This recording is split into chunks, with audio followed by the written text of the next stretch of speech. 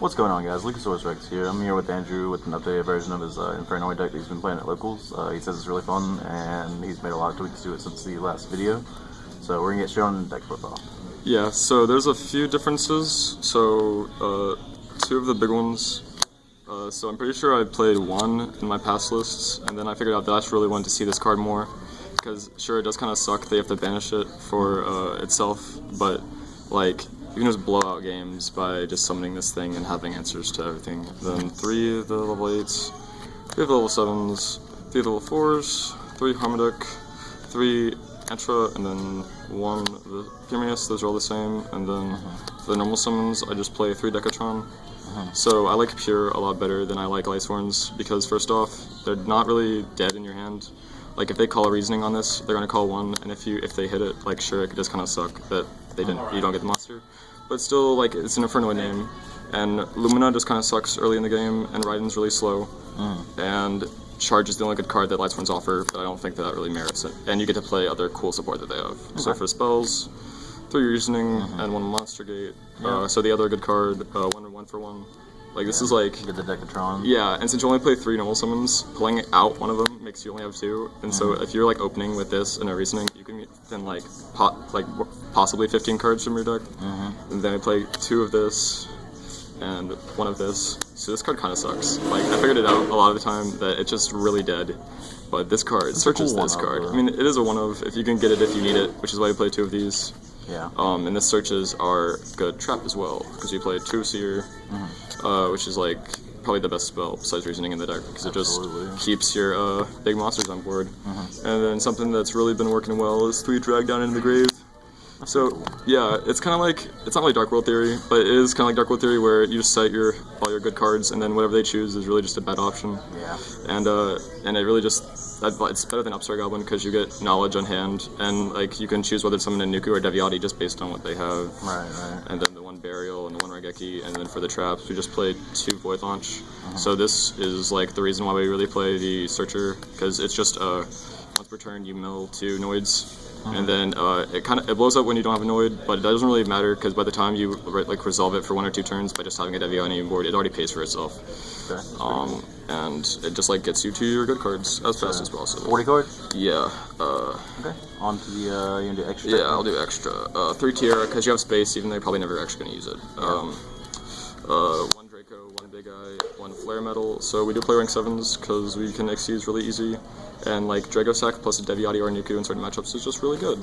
Big Eye steals monsters, and Red Eye's Flare Metal can just get in the damage. Like you can have. Annoying. Yeah. And then for rank 8s, we play 1 Alcei, because it's unfair if your opponent doesn't have a good hand and you just keep stacking bad cards on top of their deck. Helios, because it's untargetable removal, and the new Lancelot card. So it says you can attack directly with it. If you attack directly, if you deal battle damage, you can blow up a monster, and they can detach to negate something, and more negating is always good. And then we play 1 Pearl and 1 Exciton for the Exceeds. Then we play 1 of the level 6 vanilla, 1 of the level 7 vanilla, 1 Black Rose, because blowing up your field is never a problem, and 1 Trish, because it does actually sometimes happen. And just Decatron's a tuner. Yeah, Decatron's a tuner. And it's kind of crazy.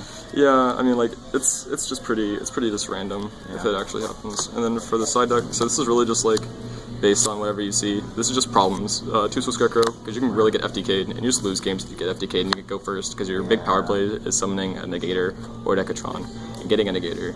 So this card kind of like helps, and worst comes to worst, if they don't call it off a Reasoning, then you have a tribute for a Nuku or a Deviati. But it's definitely worth living to whiff a Reasoning. 2 Chaos Hunter for anything that banishes, 1 Christia, 1 of the little turtle guy, 1 Jinzo, 1 Silent Insect. The monsters are really the same, because I don't really think you have to change it. Sometimes it really just works. Makes sense. Then we play the 2 more Void Imagination for shuttles, and anything that's extra deck intensive. 2 MST, back row, 2 Dark Hole for really just like monsters that can put monsters on board bigger than you. And you don't have to summon a Nuka just to blow up their board, and a Decree. Because I don't know if I want to make this an MST or not, but it seems You're like... not playing Emptiness at all? No, because like you lose if you play Emptiness. If anybody activates Emptiness and you don't have a way to get out of it, you really lose. And so I don't want to have to depend on, oh, I have a Decatron or a Launch to get out of it. And that makes sense. And like worst comes to worst, I'd rather stop it with like a Nanuku or Deviati than doing that. And yeah, like I did realize that like playing 3, like this is basically like all stuff that's matters from the new list. Like playing 3 of the Imagination really sucks because it's really dead. I'd really recommend playing here. Like I'm just trying to stress this to everyone because Decatron's just really the best card. Like it's your emptiness out, it's your out to like you can just like send anything from your deck and get the effect. Like if playing against Bring Abyss, you can just send an Antra.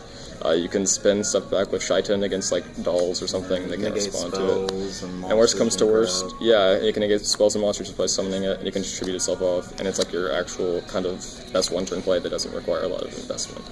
And yeah, actually, like shout out to this card because it's like that card's really cool. You can it's a nice little tag. You can just draw this card and like have like a really bad situation, and then if you're playing against a slow deck, I normally side it out against decks that are faster than me.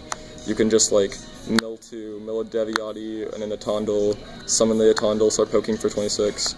Another thing I've been trying out is Watcherath, which if you don't know what that does, it when it deals battle damage, your opponent can activate effects for the rest of the turn, and it can attack directly. But it's really just cool, like, because the idea of like a Heavy Storm or Dark Hole without any, without like a response is pretty fun. But I just can't find the room. Yeah. All right.